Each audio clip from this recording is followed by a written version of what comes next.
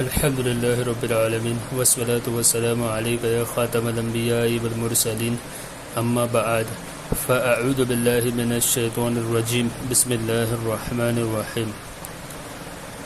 احیاء العلوم حضرت امام محمد ابن محمد الغزالی رحمۃ اللہ تعالی علیہ کا جلد نمبر 3 باب نمبر 1 کا درس سنانے جا رہا ہوں. عجائبات قلب کا بیان.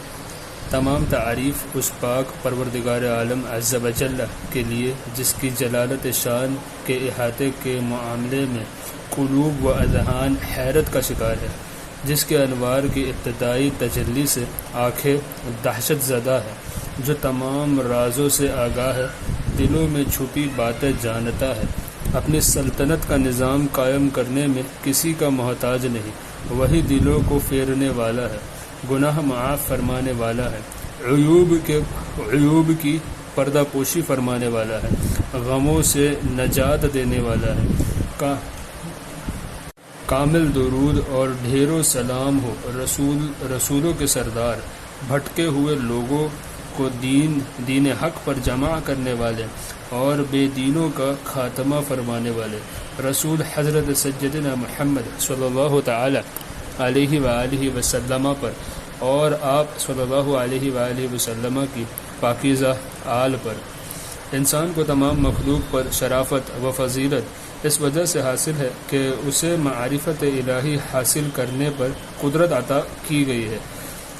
اس کے سبب اسے دنیا میں جمال، کمال اور فخر حاصل ہے، اور یہی اس کی آخرت کا سرمایہ ہے. معرفت الہی کے حصول کا ذریعہ انسان کا دل ہے. یہی دل اللہ جل وعلا کو جانتا ہے، اس کا قرب حاصل کرتا، اس کے لیے عمل کرتا اور اس کی طرف رسائی پاتا ہے. اللہ جل وعلا اپنے انوار و تجلیات کی بارش اس پر فرماتا ہے، یعنی دل پر فرماتا ہے. اعضاء اس کے تابع خادم اور آلات ہے جن سے یہ خدمت لیتا ہے اور انہیں استعمال کرتا ہے جیسا مالک اپنے غلام، حاکم اپنے رعایا اور صنعت کار اپنے اوزار کو استعمال کرتا ہے. اللہ جل وعلا کی بارگاہ میں دل اس وقت مقبول ہوتا ہے جب وہ اس کی سوا ہر شے کو چھوڑ دے، اور جب غیر اللہ میں مشغول ہو تو بارگاہ الہی سے محروم کر دیا جاتا ہے. احکامات، خطاب اور عتاب کا معاملہ اسی دل سے ہوتا ہے. دل صاف ہو تو قرب الہی کی سعادت سے سرفراز ہوتا ہے، اور اگر صاف نہ ہو تو بدبختی اور محرومی اس کا مقدر بن جاتی ہے. اللہ جل وعلا کا حقیقی فرمانبردار دل ہے. اعضاء سے ظاہر ہونے والی عبادت اس کے انوار ہے. رب جل وعلا کا نافرمان اور اس کے حکم عدولی کرنے والا بھی یہی دل ہوتا ہے. اعضاء سے ظاہر ہونے والی برائیاں تو بس علامات ہوتی ہے. اس کی روشنی اور تاریکی کے سبب اچھائیاں برائیاں ظاہر ہوتی ہے کہ برتن سے وہی چیز چھلکتی ہے جو اس میں ہوتی ہے. پس جسے اپنے دل کی پہچان حاصل ہو جائے وہ خود کو پہچان لیتا ہے، اور جو خود کو پہچان لے اسے رب جل وعلا کی معرفت حاصل ہو جاتی ہے. اور جسے دل کی پہچان حاصل نہ ہو وہ خود کو نہیں پہچان سکتا، اور جو خود کو نہ پہچان سکتا ہو وہ رب جل وعلا کی معرفت سے بھی غافل رہتا ہے، کیونکہ جو اپنے دل کو نہ پہچان سکا وہ کسی اور کو کیا پہچانے گا.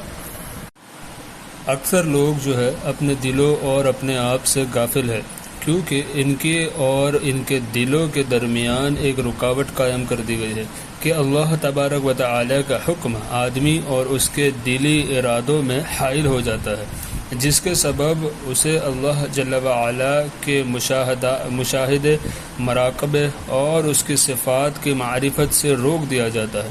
اور دل جو کہ رحمان جل وعلا کی 2 انگلیوں کے درمیان یعنی تحت قدرت ہے، بدلتا رہتا ہے. یہاں پر جو 2 انگلیوں کے درمیان فرمایا گیا یہ محاورتاً ہے. اللہ تعالیٰ جو ہے جسم سے پاک ہے، تو انگلیاں کیونکہ ذہن میں تصور میں آ جاتی ہے، اور جو تصور میں آئے وہ خدا کی ذات نہیں ہو سکتی، خدا کی صفات اس کو ہم امیجن کر سکے وہ خدا نہیں ہو سکتا. تو اللہ تعالیٰ جسم سے پاک ہے، اس کی انگلیوں سے مراد یا انگلیوں کے درمیان سے مراد اس کی قدرت کے انڈر ہے، یعنی اس کے تحت قدرت ہے. یہ کیفیات انسان پر پوشیدہ کر دی جاتی ہے. انسان کا دل بدلنے سے مراد یہ ہے کہ کبھی تو خواہشات کی پیروی میں اس قدر دور نکل جاتا ہے کہ شیطانی گروہ میں شامل ہو جاتا ہے، اللہ اکبر، اور کبھی نیک اعمال میں اس قدر بڑھ جاتا ہے کہ ملائکہ اور مقربین کے دنیا تک رسائی حاصل کر لیتا ہے. سبحان اللہ.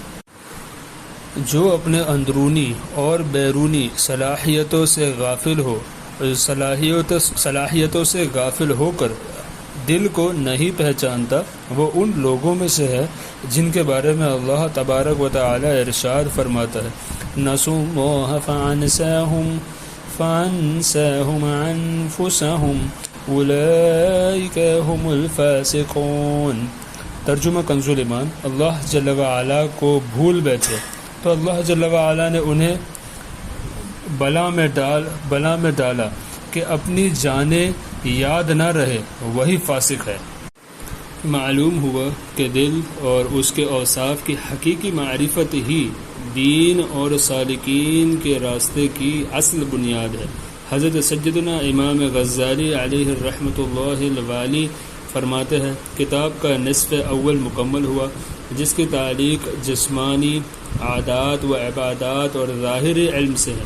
اب ہم اپنے وعدے کے مطابق نصف ثانی میں مہلکات یعنی دل کو ہلاکت میں ڈالنے والی اور منجیات یعنی نجات دلانے والی صفات کا تذکرہ کریں گے جن کی تعلیق باطنی علم سے ہے. ان صفات کی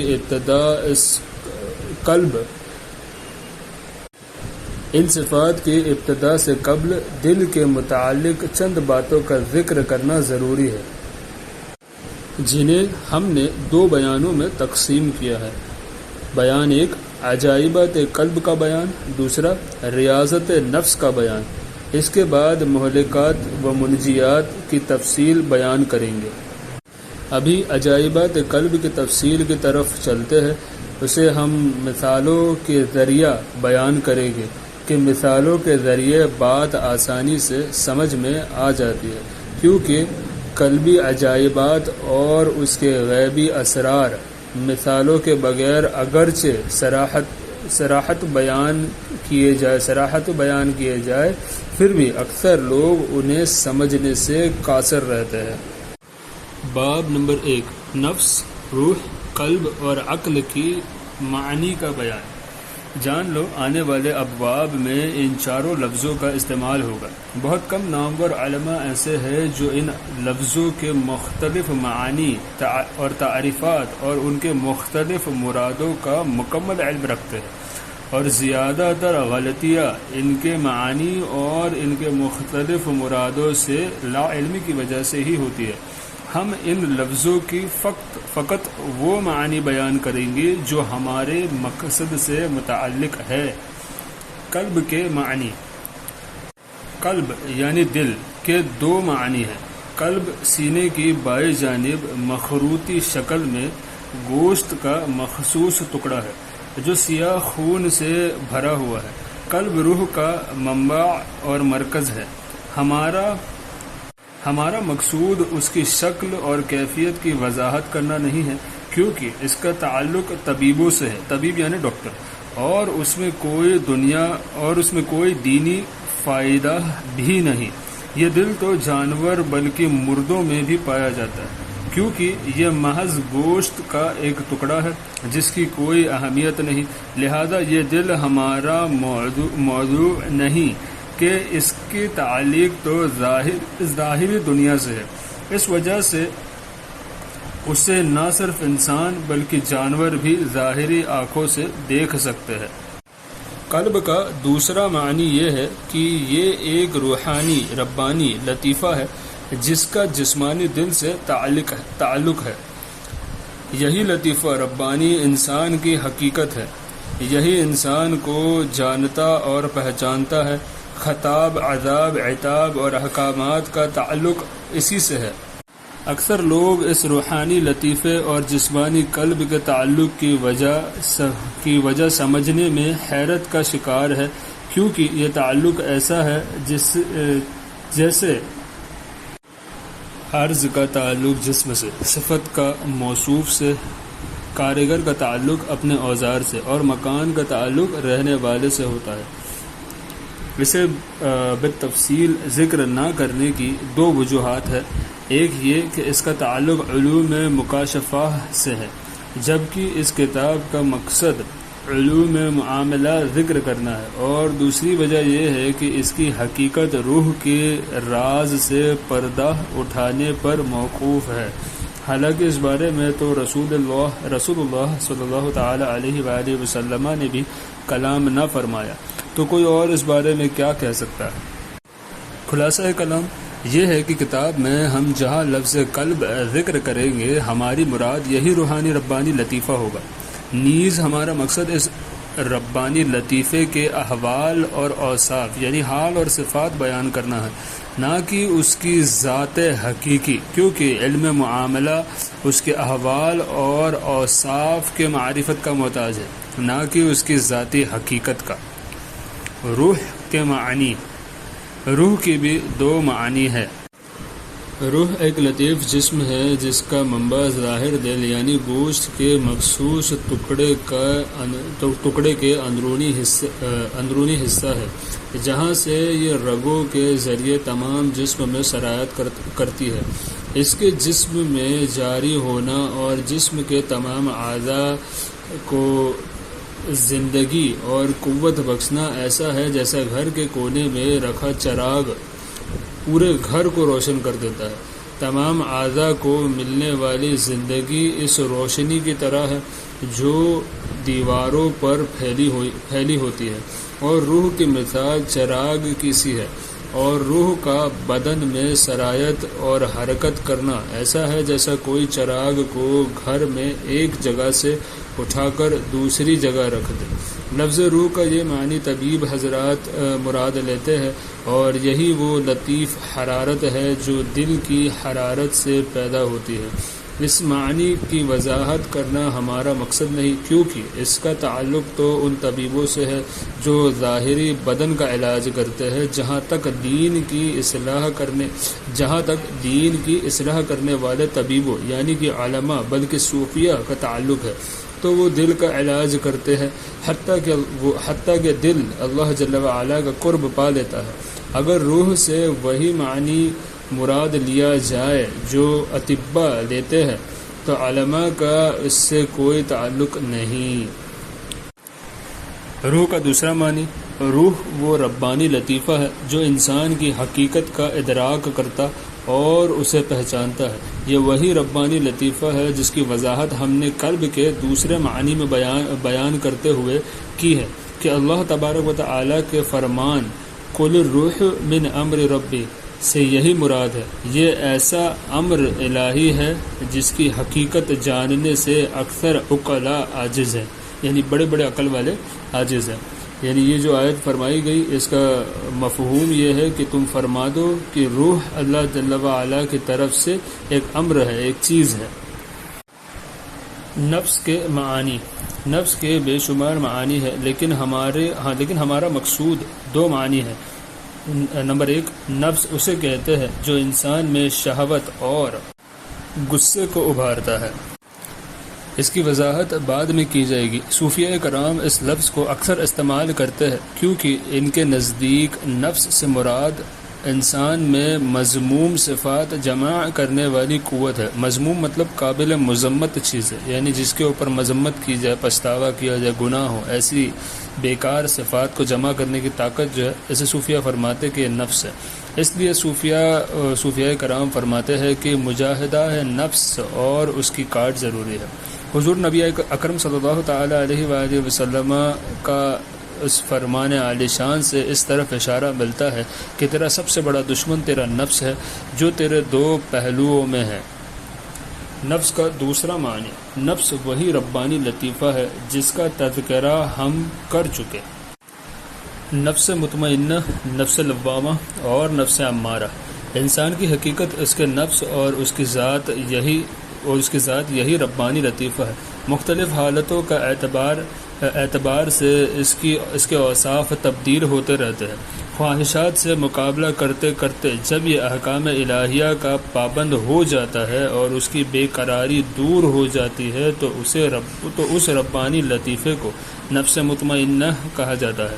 اس کے متعلق اللہ تبارک و تعالی قرآن مجید فرقان حمید برہان الرشید میں ارشاد فرماتا ہے، یا ایتھا النفس المطمئنہ ارجعی الی ربک راضیۃ مرضیہ۔ ترجمہ کنز ایمان، اے اطمینان والی جان، اپنے رب کی طرف واپس ہو، یوں کہ وہ تجھ سے راضی، یوں کہ تو اس سے راضی، وہ تجھ سے راضی۔ پہلا معنی یعنی شہوت اور غصہ کے اعتبار سے نفس کا اللہ تبارک و تعالیٰ کی بارگاہ میں رجوع کرنا ممکن نہیں، کیونکہ یہ معنی تو نفس کو اللہ تبارک و تعالیٰ سے دور اور شیطانی گروہ میں شامل کرنے کا سبب ہے۔ جب اس ربانی لطیفے کی بے قراری مکمل دور نہ ہو، یعنی اس سے خواہشات پر غلبہ حاصل نہ ہو، لیکن خواہشات کی مخالفت مسلسل کرتا رہے، ان سے مقابلہ کرتا رہے، تو اس وقت اسے نفس لوامہ کہا جاتا ہے، کیونکہ انسان جب عبادت الہی میں کوتاہی کرے تو یہ اسے ملامت کرتا ہے، جیسا کہ اللہ تبارک و تعالی ارشاد فرماتا ہے، وَلَا أُقْسِمُ بِالنَّفْسِ اللَّوَّامَةِ۔ ترجمہ کنز ایمان، اور اس جان کی قسم جو اپنے اوپر بہت ملامت کرے، اگر یہ ملامت کرنا چھوڑ دے اور خواہشات کی پیروی اور شیطانی باتوں کی اتباع کرے تو اسے نفس امارہ کہا جاتا ہے۔ اس کے متعلق اللہ تبارک و تعالی حضرت سیدنا یوسف علیہ نبی علیہ الصلوۃ والسلام کا قول بیان کرتے ہوئے ارشاد فرماتا ہے، وَمَا أُبَرِّئُ نَفْسِي إِنَّ النَّفْسَ لَأَمَّارَةٌ بِالسُّوءِ۔ ترجمہ کنز ایمان، اور میں اپنے نفس کو بے قصور نہیں بتاتا، بے شک نفس تو برائی کا بڑا حکم دینے والا ہے۔ نفس کا جو پہلا معنی بیان کیا گیا اس سے بھی نفس امارہ مراد لینا ممکن ہے۔ اس صورت میں نفس مذمت کا زیادہ حقدار ہے، اور دوسرا معنی کے اعتبار سے قابل تعریف، کیونکہ یہی نفس یعنی ربانی لطیفہ انسانی ذات اور اس کی حقیقت ہے، جو صفات باری تعالی اور تمام اشیاء کی معرفت کی صلاحیت رکھتا ہے۔ عقل کے معنی،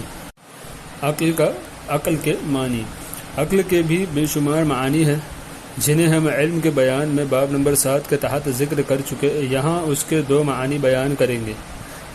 پہلا معنی، عقل سے مراد کبھی اشیاء کی حقیقتوں کا علم ہوتا ہے جس کا محل قلب ہے، ٹھیک ہے۔ دوسرا معنی، کبھی عقل سے مراد قلب یعنی علوم کا محل ہوتا ہے، جو علوم کا ادراک کرنے والا ہے، جسے ربانی لطیفہ بھی کہتے ہیں۔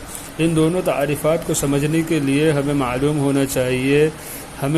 ہونا چاہیے کہ ہر شے جو علم حاصل کرنے کی صلاحیت رکھتی ہے وہ قائم بنفسی ہی ہے، جبکہ علم ایک صفت ہے جو اپنے وجود میں اس شے یعنی ذات کی محتاج ہے۔ اگر ذات رہے گی تو وہ علم حاصل کر سکتا ہے، یعنی ذات کی محتاج ہے، اور یہ تو معلوم ہے کہ صفت موصوف کا غیر ہوتی ہے، اس لیے عقل کا اطلاق کبھی صفت پر کر دیا جاتا ہے اور کبھی صفت کے محل اور ادراک کرنے والی ذات پر۔ حضور سید عالم صلی اللہ تعالی علیہ وآلہ وسلم کا فرمان، یعنی اللہ تبارک و تعالی نے سب سے پہلے عقل کو پیدا فرمایا، سے یہی محل اور ادراک کرنے والی ذات مراد ہے، کیونکہ علم عرض یعنی اپنے وجود میں غیر کا محتاج ہے، اور اس کا سب سے پہلے پیدا کیا جانا ممکن ہی نہیں۔ اس سے پہلے یا اس کے ساتھ ایک ذات کا ہونا ضروری ہے جو اس کا محل ہو۔ حدیث پاک میں مذکور لفظ عقل سے علم اس لیے بھی مراد نہیں لیا جا سکتا کہ عرض سے خطاب نہیں کیا جاتا، جبکہ روایت میں ہے کہ اللہ تبارک و تعالی نے عقل سے خطاب کرتے ہوئے فرمایا آگے ہو تو وہ آگے ہو گئی، اور جب فرمایا پیچھے ہو تو پیچھے ہو گئی۔ اس ساری بحث سے یہ بات واضح ہو گئی کہ ان چاروں لفظوں کے چار جدا جدا معانی و مطالب یعنی مطلب ہے جن کے لیے یہ چاروں استعمال ہوتے ہیں، مثلاً قلب جسمانی، روح جسمانی، خواہشات نفس اور علوم وغیرہ۔ اور ایک پانچواں معنی بھی ہے یعنی ربانی لطیفہ، جس کے استعمال میں چاروں الفاظ مشترک ہیں۔ تو معنی پانچ ہے اور الفاظ چار، اور ہر لفظ کے دو معنی ہیں۔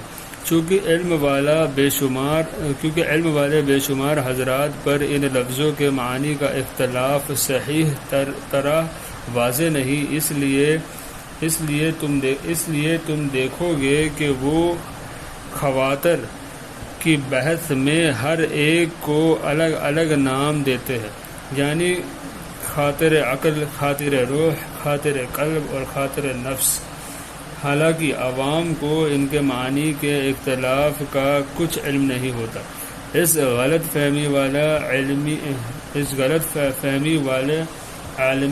علمی کو دور کرنے کے لیے ہم نے ابتداً ہی وضاحت کر دی۔ ربانی لطیفہ اور جسمانی قلب کا باہمی تعلق۔